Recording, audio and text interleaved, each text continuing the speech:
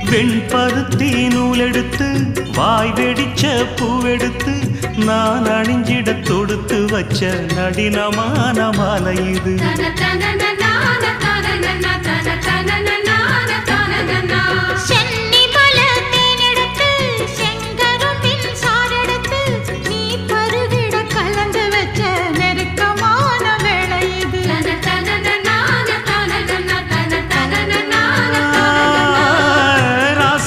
உடம்பிருக்கும் ரவிக்க துணி நானாக அன்னாடம் சூடி கொண்ட ஆசை வச்சாகாதா.